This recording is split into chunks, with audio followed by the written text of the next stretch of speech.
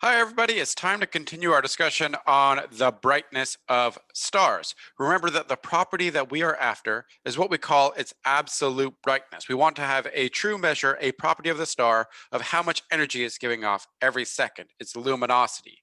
In the previous video, we talked about the connection of how bright stars appear to be versus how bright they truly are. Their so-called apparent brightness, how bright they appear to be, versus their absolute brightness, how bright they truly are, a property of the star.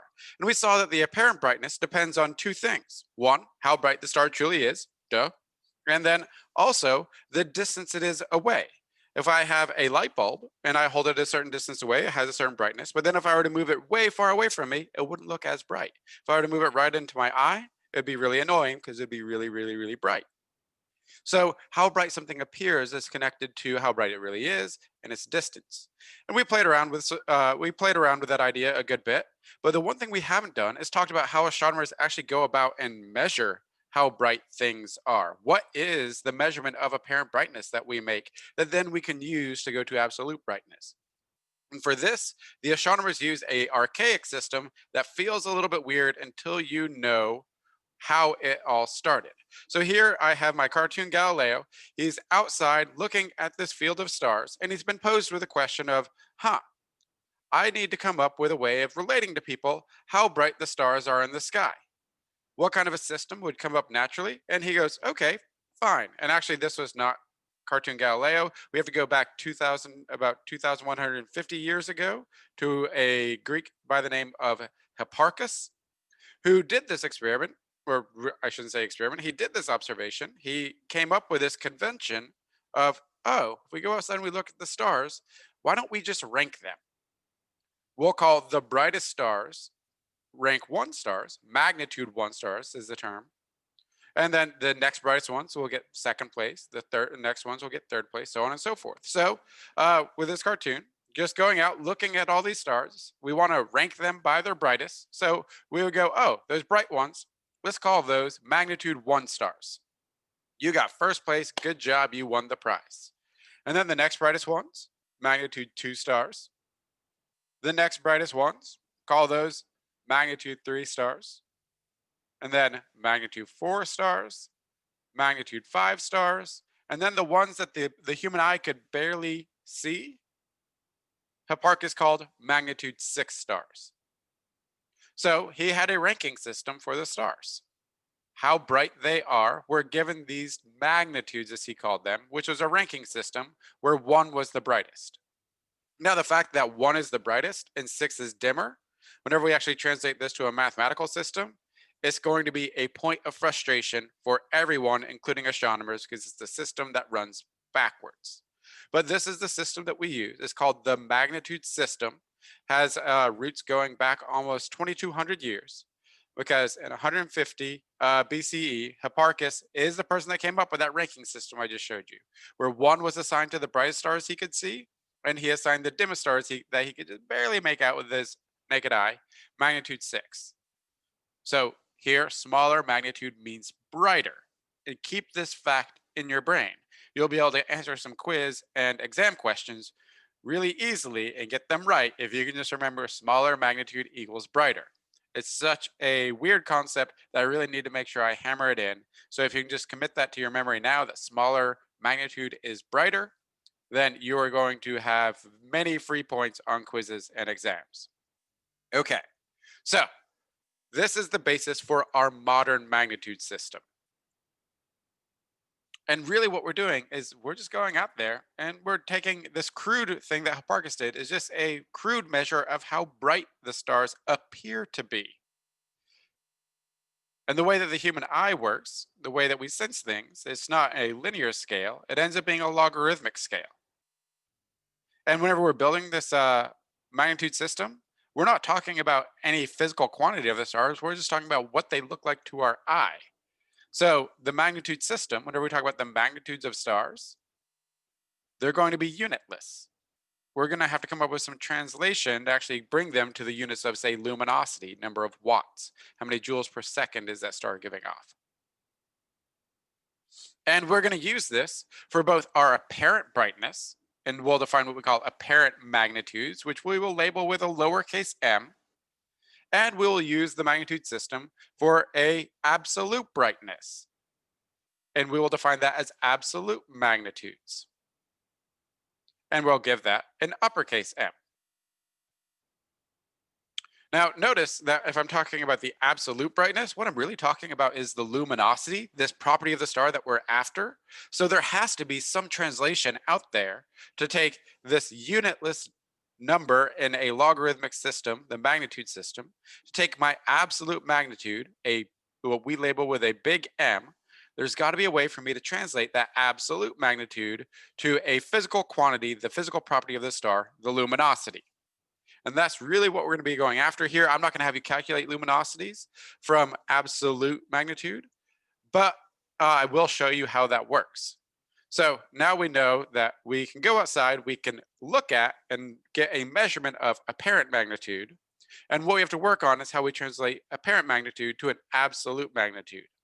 And based on our previous video, we know the missing factor between how bright something appears versus how bright it really is the distance. Well, let's talk about the modern magnitude system. We have more than just 1 is the brightest, 6 is the dimmest, and nothing in between 1 and 2 and 2 and 3. Their stars are, their brightness is on a continuum, right? So you could be, there should be like a 1.5, there should be a 2.5. And what about things that might be brighter than 1s or dimmer than 6s? Because we know with telescopes now, we can see things that are fainter than the human eye can see. What magnitude do we assign those ones? So in the modern magnitude system, we extend it. We have, we go to 0 and negative numbers to go brighter than 1. So the sun definitely has some negative numbers and is apparent brightness. The moon is brighter than any star in the sky. It will have a negative apparent magnitude. Venus is brighter than any star in the sky. It will have a negative apparent magnitude. And then we extend to fainter because obviously there's fainter things out there. So we go brighter than 1. So we go to 0 and negative numbers. And then we go to fainter than 6. We go to larger numbers than 6. And then we also allow for decimal places. So we can have say a magnitude 2.5 star or a 4.2 star or a 6.7 star. So now we have put them on a continuum. So we have an entire continuum of brightnesses, and it can go to any brightness, very, very, very small numbers, or negative numbers in this case, to very, very, very faint numbers, very, very large magnitudes. So for example, we have the star Deneb, which has an apparent magnitude, how bright it appears, of 1.25. So not, it's somewhere between 1 and 2.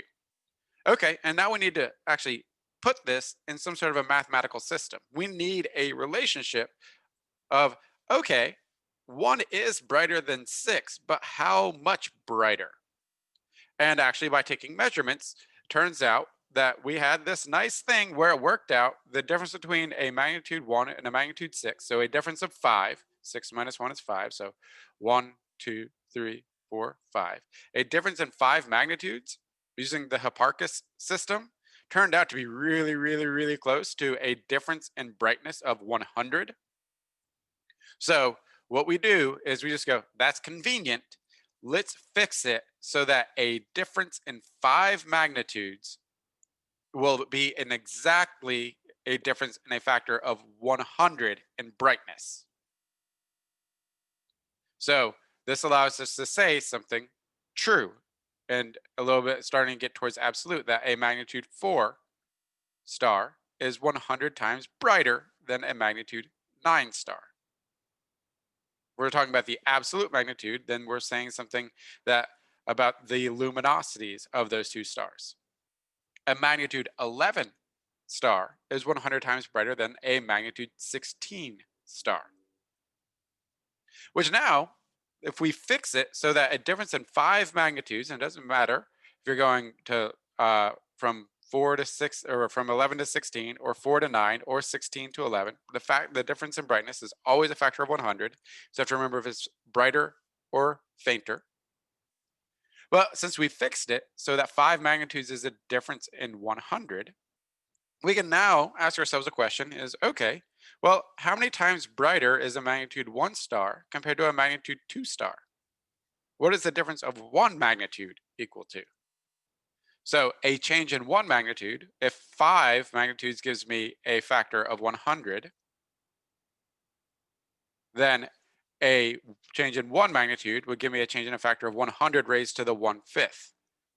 Notice that if I could do two of them, and it'd be 100 to the 2/5, 3 would be 100 to the 3/5, 4 would be 100 to the 4/5, and 5, a difference in 5 would be 100 to the 5/5, which would be 100 to the 1, which would be a difference in brightness of 100.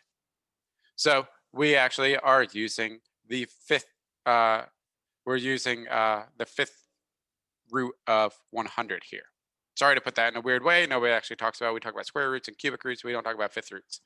Sorry about that. But we have a difference in one magnitude equals 100 raised to the 1/5 power, about 2.5. So a magnitude 1 star is about 2.5 times brighter than a magnitude 2 star. Magnitude 2 star is about 2.5 times brighter than a magnitude 3 star.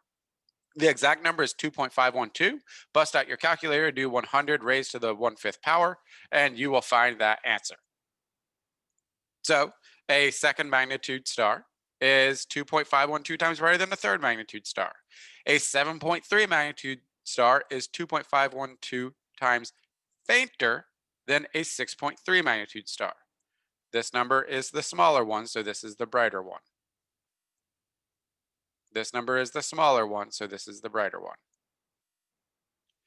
And a really advanced, so potential homework question, something that you might see as a level 3 question on an exam, is how many times brighter is a star with a magnitude of 2.5 compared to one that has a magnitude of 4.5? So 2.5 is the smaller number, so that is the brighter star. And now I just need to figure out how many times brighter. Well, if one magnitude is 2.512 times brighter, then two magnitudes would be 2.512 times 2.512. 2.512 squared times brighter. Plug that in my calculator and I get 6.31 times brighter. If I put 2.512 times the fifth, so something that would be, say, a 2.5 compared to a 7.5, this number would equal 100. Okay, so now that we have some familiarity with the magnitude system, let's look at apparent magnitude and then come up with a way to talk about absolute magnitude, a true brightness, because that's what we're after. Don't don't take your eyes off the prize of we want to know the luminosity of these stars. But what we see is the apparent brightness. So what we measure at a telescope is the apparent magnitude. And yes, we do measure magnitudes at the telescope. It is the easiest way because we are just counting photons. We're not actually getting a actual measure of true brightness.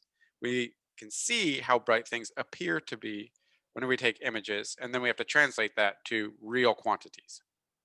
Okay, so we observe how bright stars appear with the apparent magnitude.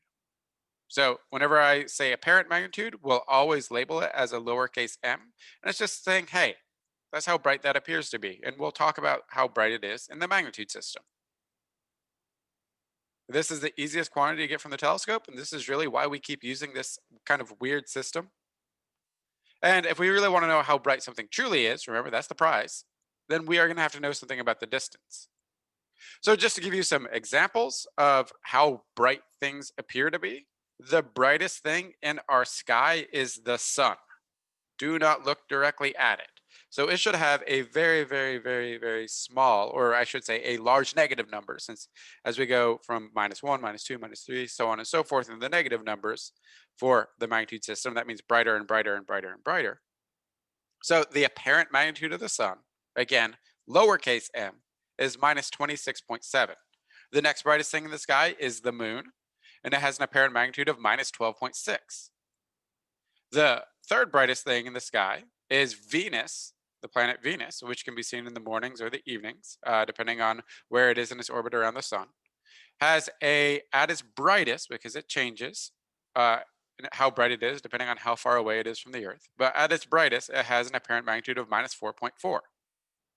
Our brightest star, since we reshuffled the system a little bit from the Hipparchus system, our brightest star in the sky, Sirius, comes out as a -1.4. The naked eye limit, what you can see in a really, really dark sky with a naked eye, is somewhere around a 6 to a 6.5. And the faintest things that we can actually observe right now with the Hubble Space Telescope, the faintest magnitudes we could observe, the largest number for apparent magnitudes are around 30. So that's a huge range in brightness. That would be 2.512 time raised to the 56.7. That's the range in brightness that we can detect and that we talk about in our skies for how bright things appear to be. Now, the prize, absolute magnitude, a true measure of brightness. For this, we need to know something about the distance. But if we don't have a parallax measurement, we don't really have the distance.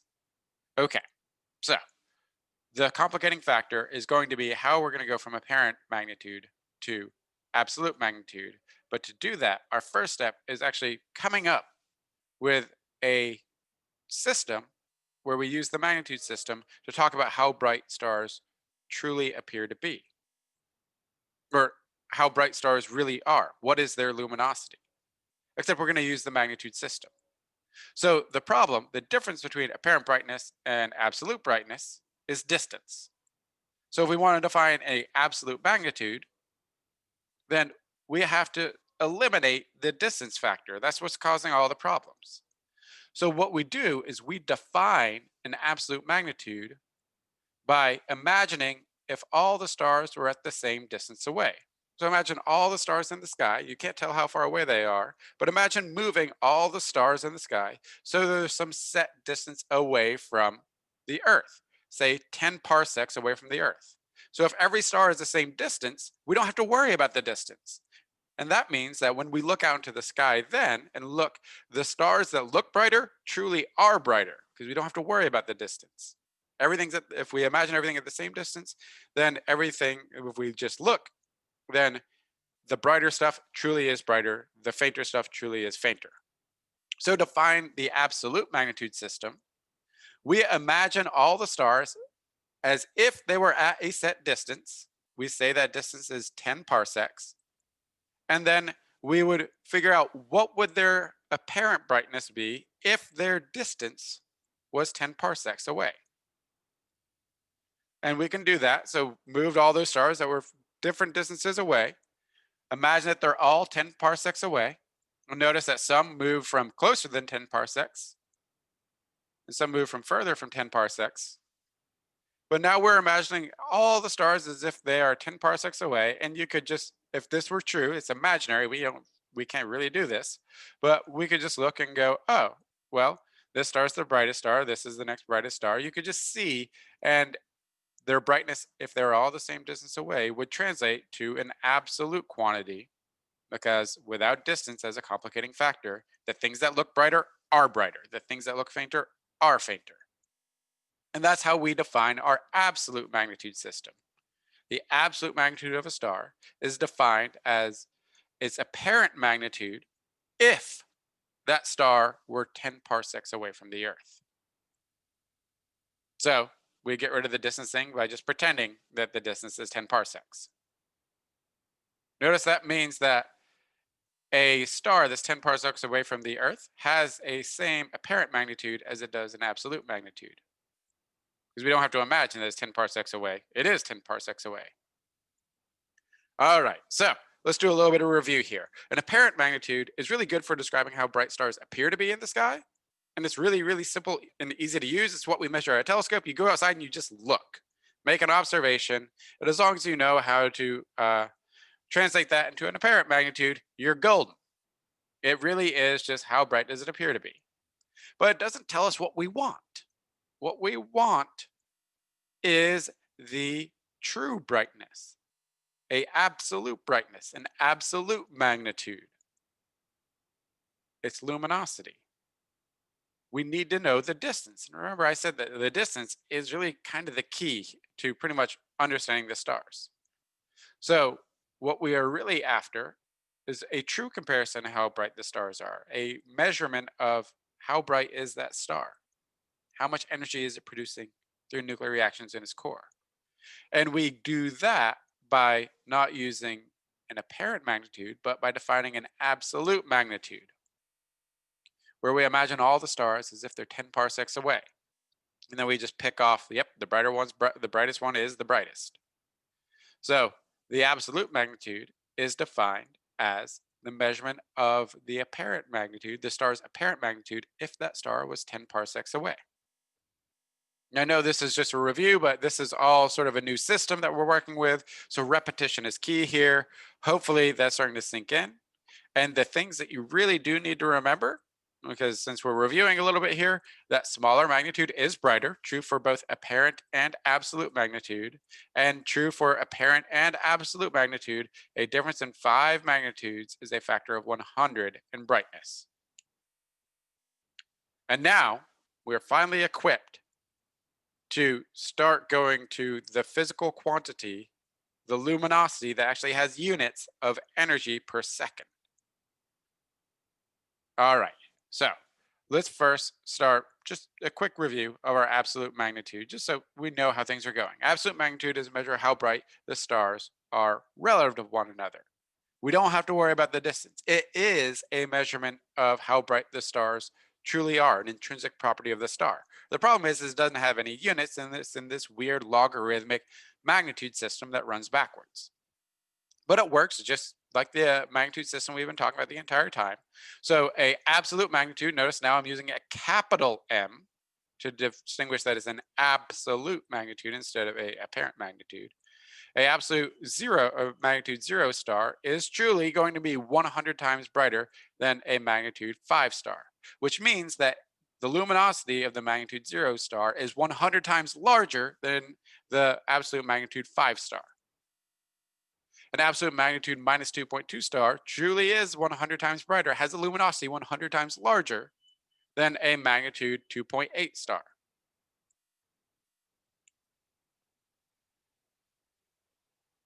But we really, really, really don't want to talk about the magnitude. We want to know the luminosity. We want to know that absolute, or that amount of energy per second. How can we do this? Well, what we need to do is we need to come up with a standard, something to compare by, something that we know, set that as our standard, and then do this sort of thinking proportional thing we've been doing all semester long. If we know the real luminosity of a star and its absolute magnitude, then we can build a relationship of, oh, well, if I know, say, the sun's real luminosity, which we talked about when we did the sun, we can calculate that. We can measure and figure that one out pretty easily. And we know the absolute magnitude of the sun, then we can use that information to figure out, by comparing it to other stars, looking at the ratio of their luminosities, and the ratio of their luminosities is really just a comparison of their absolute magnitudes, where a difference in 5 is a difference of 100 in luminosity, 100 in brightness. So if we use a standard like our sun, then we can start figuring out the luminosities of other stars. So this is how we build a translation between absolute magnitude and luminosity. The rest of this is definitely not going to be on quizzes or exams, but it is important for me to show you how we actually do this. So we do know the absolute magnitude of the sun. It's 4.83. We know its luminosity. We did that in Unit 2, Part 1. It's 3.828 times 10 to the 26 watts, or what we call 1 solar luminosity. So let's use this as our standard and basically just compare the luminosity of some other star to the luminosity of the sun. And as long as we know what the absolute magnitude of that other star is, then this gives us a way to actually calculate the luminosity of that star in solar units. Since we know how much solar units are in, say, watts, then we actually have calculated the amount of energy per second that a star is releasing. I'm not going to go through the entire derivation. It's a little bit arduous and people don't like exponents. So I'll just go ahead and give you the answer. The way that we build this translation from between luminosity and absolute magnitude is the luminosity of a star in solar units, because we're comparing it to the sun, equals 10 raised to the minus 0.24 times the quantity, the absolute magnitude of the star, minus this 4.83, which is the absolute magnitude of the sun. So that's comparing the two absolute magnitudes, figuring out what the difference between them is. I know a difference in 5 would be a difference in 100 in brightness, in luminosity, in absolute brightness. So there's our equation. Just thought I'd show that to you. And just because things in reality get a little bit more complicated, this is for the visible light that we see. There is more than what the human eye sees. There is also, say, all the infrared light, all the microwave light, radio light, UV light, X-ray light, and gamma ray light. All of that has energy as well. If we want to know the total energy production, we have to consider all the wavelengths of light, what we call a bolometric magnitude or a bolometric luminosity, the luminosity over all wavelengths. And for that one, it's the same equation, except the difference is we don't use the visible magnitude, absolute magnitude, what we measure with a telescope.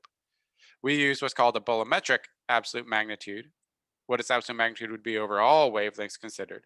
And then we have to use the bolometric absolute magnitude of the sun. All right, so a little bit of extra at the end there. Hopefully now you understand the magnitude system a little bit better. It really is one of those things that the more practice you get with it, the better.